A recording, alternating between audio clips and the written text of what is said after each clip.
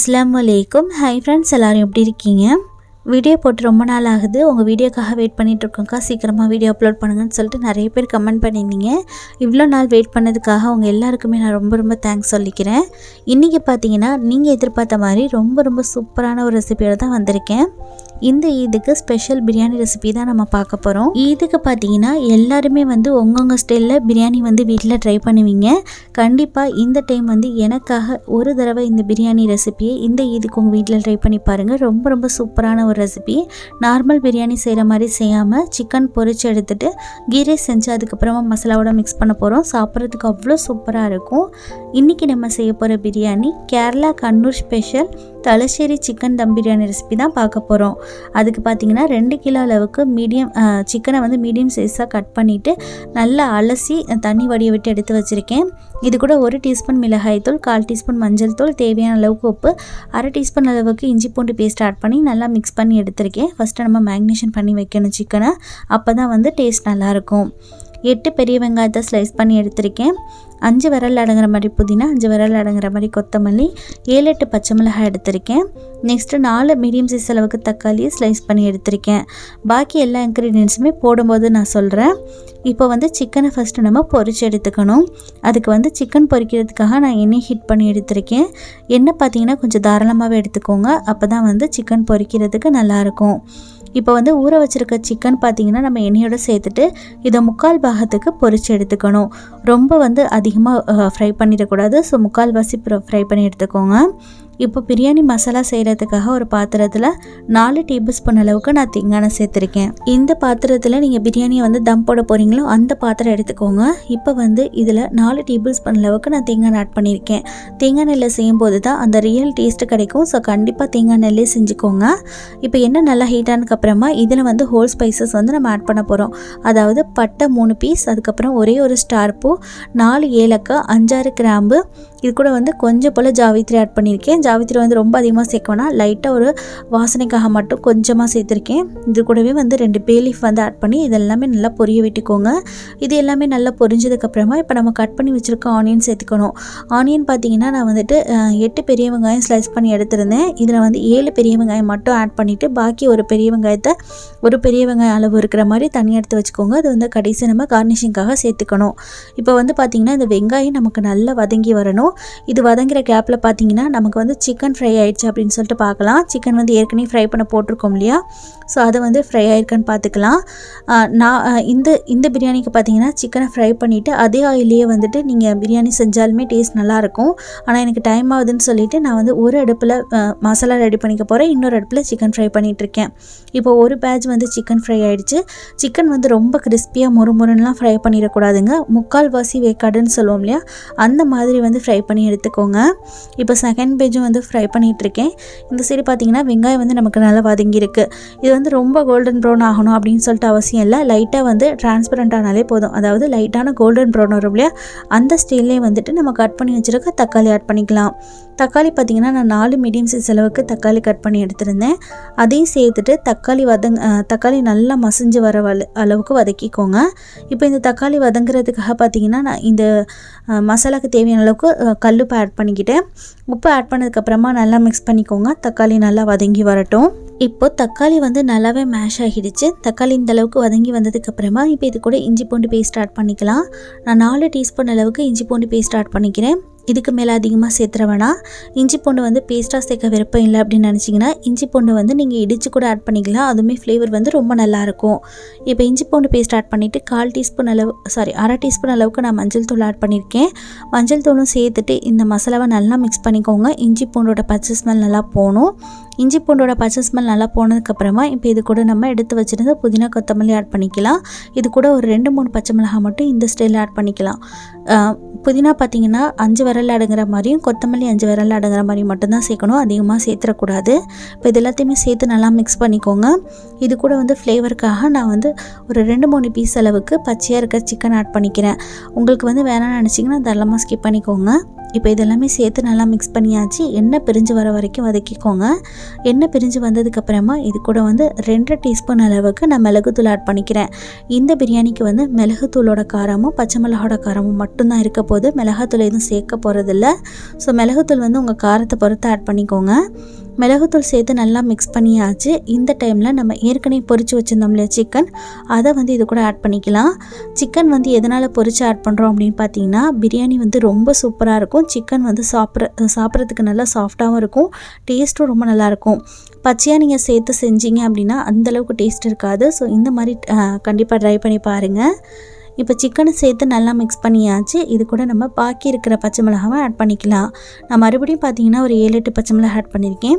நீங்கள் வந்து உங்கள் காரத்தை பொறுத்து பச்சை மிளகா ஆட் பண்ணிக்கலாம். இப்போது சிக்கன் சேர்த்து மசாலாவோட நல்லாவே மிக்ஸ் பண்ணி விட்டாச்சு. இந்த ஸ்டைலில் அடுப்பை மீடியம் ஃப்ளேமில் வச்சுட்டு ஒரு மூடி போட்டு 2லேருந்து 3 நிமிஷம் வரைக்கும் சிக்கனை குக் பண்ணி எடுத்துக்கலாம்.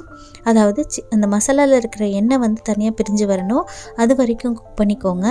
இந்த ஸ்டைலில் வந்து சிக்கன் வேகிறதுக்காக தண்ணி சேர்க்கணுமான்னு உங்களுக்கு டவுட் வரலாம்.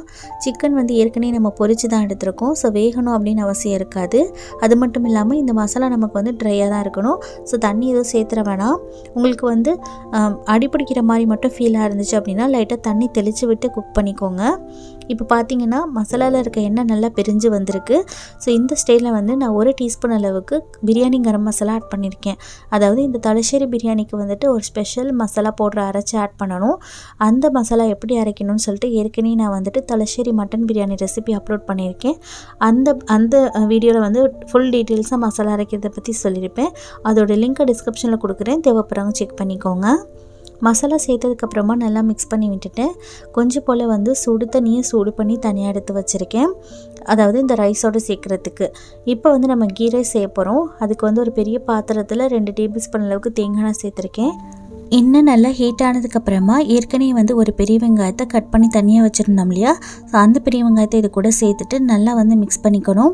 வெங்காயம் வந்து லைட்டாக நமக்கு கேரமல் ஆகணும், அது வரைக்கும் ஃப்ரை பண்ணிக்கலாம். வெங்காயம் இந்த அளவுக்கு லைட்டாக கலர் மாறினதுக்கப்புறமா இது கூட 10லேருந்து 15 முந்திரி பருப்பு, கொஞ்சம் போல் உலர் திராட்சையை நான் ஆட் பண்ணிக்கிறேன். உலர் திராட்சை வேணும்னு நினைக்கிறவங்க தாராளமாக ஸ்கிப் பண்ணிக்கலாம்.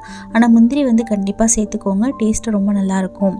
இப்போ முந்திரியும் வெங்காயத்தையும் வந்து லைட்டாக கோல்டன் ப்ரௌன் ஆகிற வரைக்கும் ஃப்ரை பண்ணிக்கணும். இந்த அளவுக்கு வெங்காயமும் முந்திரியும் கலர் மாறினதுக்கப்புறமா இப்போ எடுத்து அப்படியே வந்து வெளியே வச்சிடலாம். இது வந்து நம்ம கார்னிஷிங்காக அப்புறமா தான் சேர்க்க போகிறோம்.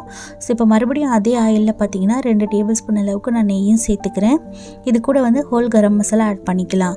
நான் வந்து 1 ஸ்டார்பூ, 2 பட்டை, 2 பே லீஃப், அதுக்கப்புறம் 1 மராட்டி முக்கு, 4 கிராம்பு, 4 ஏலக்காய் சேர்த்து கூட கொஞ்சமாக ஜாவித்திரி ஆட் பண்ணியிருக்கேன். இது நல்லா பொரிஞ்சதுக்கப்புறமா இப்போ இது கூட நம்ம அலசி வச்சுருக்க ரைஸை வந்து ஆட் பண்ணிக்கணும். நான் வந்து இதுக்கு பார்த்தீங்கன்னா ஜீரக சம்பா ரைஸ் தான் எடுத்திருக்கேன்.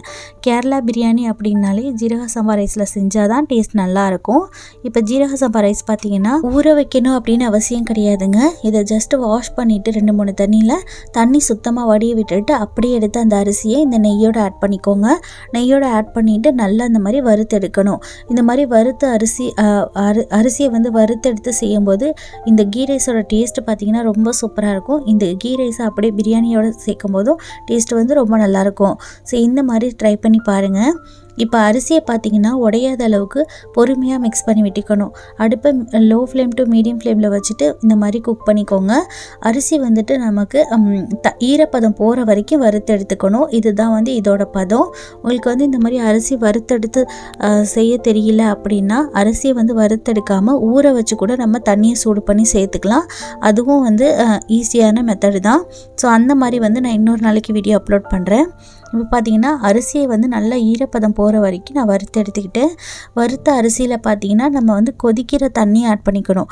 அதாவது 1 கப் நீங்கள் ரைஸ் எடுக்கிறீங்க அப்படின்னா 1.5 கப்லேருந்து 2 கப் அளவுக்கு நீங்கள் எடுக்கிற ரைஸை பொறுத்து தண்ணியை வந்து அளந்து எடுத்துக்கணும். நான் வந்து பார்த்தீங்கன்னா 1 கப் ரைஸுக்கு 1.25 கப் அளவுக்கு தண்ணி அளந்து எடுத்திருக்கேன். ஸோ தண்ணி அளந்து எடுத்த தண்ணியை வந்துட்டு அப்படியே சேர்க்காம நல்லா கொதிக்க விட்டு அந்த தண்ணியை சேர்த்துக்கோங்க. அப்போ தான் வந்து அரிசி சீக்கிரமாக குக் ஆகும், நல்லா சாஃப்டாகவும் இருக்கும். தண்ணி சேர்த்த கையோடையே பார்த்தீங்கன்னா அடுப்பை லோ ஃப்ளேமில் வச்சுக்கோங்க, அப்படி இல்லைன்னா மீடியம் ஃப்ளேமில் வச்சுக்கோங்க. மீடியம் ஃப்ளேமில் வச்சுட்டு நல்லா வந்து அரிசியை குக் பண்ணி எடுத்துக்கணும். இப்போ அரிசியில் இருக்கிற தண்ணி பார்த்திங்கன்னா ட்ரை ஆகிறதுக்கு நமக்கு 2லேருந்து 3 நிமிஷம் தான் தேவைப்படும். ஸோ அப்பப்போ எடுத்து செக் பண்ணிக்கிட்டே இருங்க.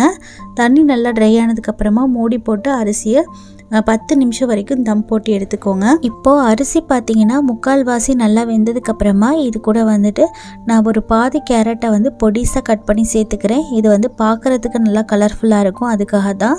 இது கூட நம்ம ஏற்கனவே ஃப்ரை பண்ணி வச்சுருக்கிற கேஷ்யூ நட்டும் அதுக்கப்புறமா ஃப்ரைட் ஆனியன் இருக்கு இல்லையா, அது இது கூட கொஞ்சம் போல் தூவிட்டு கொஞ்சம் போல் கொத்தமல்லி சேர்த்துக்கணும்.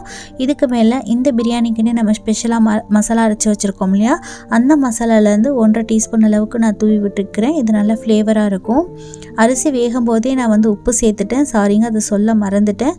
உப்பு சேர்த்து அரிசியை வந்து வேக விட்டு எடுத்துக்கோங்க. இப்போ இந்த மசாலாலாம் சேர்த்ததுக்கப்புறமா நம்ம வந்து லைட்டாக வந்து மிக்ஸ் பண்ணி விட்டுக்கணும். ரைஸை மிக்ஸ் பண்ணி விட்டதுக்கப்புறமா இதை வந்து நம்ம மறுபடியும் வந்துட்டு 5 நிமிஷம் வரைக்கும் தம் போட்டு எடுத்துக்கணும்.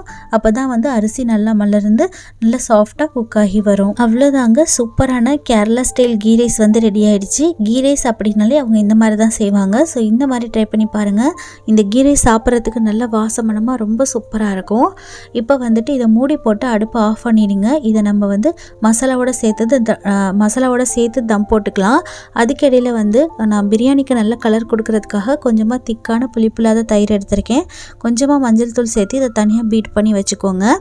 இப்போ வந்து நம்ம ஏற்கனவே ரெடி பண்ணி வச்சுருந்தோம் இல்லையா மசாலா, அது வந்து பார்த்திங்கன்னா இங்கே இருக்குது. இப்போ வந்து நீங்கள் எந்த பாத்திரத்தில் இந்த பிரியாணியை தம் போட போகிறீங்களோ அந்த பாத்திரத்தில் வந்து மசாலாவை வந்து தனியாக பிரித்து எடுத்துக்கோங்க.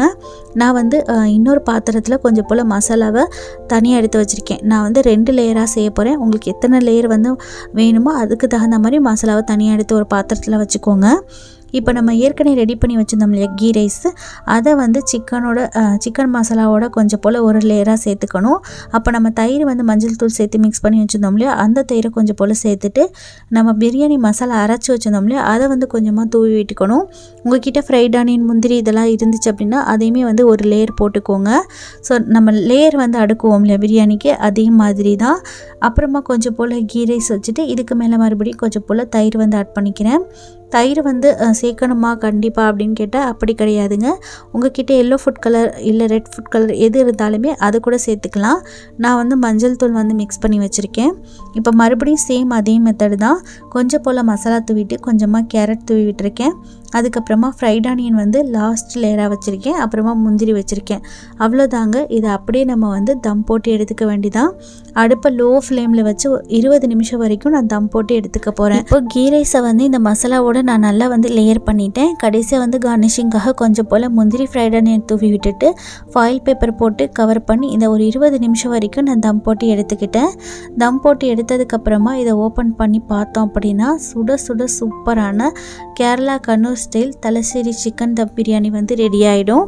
இந்த சிக்கன் தம் பிரியாணி ரெசிபியை கண்டிப்பாக நான் சொல்லி கொடுத்த இதே மாதிரி மெஷர்மெண்ட்லேயும் மெத்தட்லேயும் நீங்களும் உங்கள் வீட்டில் கண்டிப்பாக ட்ரை பண்ணி பாருங்கள். இதோட டேஸ்ட் வந்து அவ்வளோ சூப்பராக இருக்கும். கண்டிப்பாக ட்ரை பண்ணி பார்த்துட்டு இதோட டேஸ்ட் எப்படி வந்துச்சு அப்படிங்கிறத மறக்காமல் ஃபீட்பேக் சொல்லுங்கள். இப்போ வந்து இதை ஃபுல்லாகவுமே நீங்கள் மிக்ஸ் பண்ணி சாப்பிடணும் அப்படின்னு நினச்சாலும் சாப்பிட்லாம். ஆனால் இந்த மாதிரி லேயராக எடுத்து சாப்பிடும்போது இதோட டேஸ்ட் ரொம்ப நல்லாயிருக்கும். அதாவது கொஞ்சம் கீ ரைஸ் கொஞ்சம் மசாலாவோட சேர்த்து சாப்பிட்றதுக்கு ரொம்ப ரொம்ப சூப்பராக இருக்கும். ஸோ இது கூட பார்த்திங்கன்னா நமக்கு தால்ச்சாவோ இல்லை சிக்கன் குழம்போ சிக்கன் கிரேவி இந்த மாதிரி சாப்பிடணும் அப்படின்னுட்டு எதுவுமே அவசியம் இருக்காதுங்க. அப்படியே இதை சாப்பிடும்போது இதோட டேஸ்ட் வந்து வேறு லெவலில் இருக்கும். இந்த இதுக்கு இந்த கண்ணூர் ஸ்பெஷல் சிக்கன் தம் பிரியாணி ரெசிபி நீங்களும் உங்கள் வீட்டில் கட்டாயம் ட்ரை பண்ணி பாருங்கள். ட்ரை பண்ணி பார்த்துட்டு இதோட டேஸ்ட் எப்படி வந்துச்சு அப்படிங்கிறத மறக்காமல் ஃபீட்பேக் சொல்லுங்கள். என்னோட இந்த வீடியோ உங்களுக்கு பிடிச்சிருந்தது அப்படின்னா மறக்காமல் வீடியோவை லைக் பண்ணிக்கோங்க. உங்கள் ஃப்ரெண்ட்ஸ் அண்ட் ஃபேமிலி கூட ஷேர் பண்ணிக்கோங்க. சேனலை மறக்காமல் சப்ஸ்கிரைப் பண்ணிக்கோங்க. இதே மாதிரி வேறொரு சூப்பரான ரெசிபியோட உங்களை மீட் பண்ணுறேன். அது வரைக்கும் பாய். அஸ்ஸலாமு அலைக்கும். தேங்க்ஸ் ஃபார் வாட்சிங்.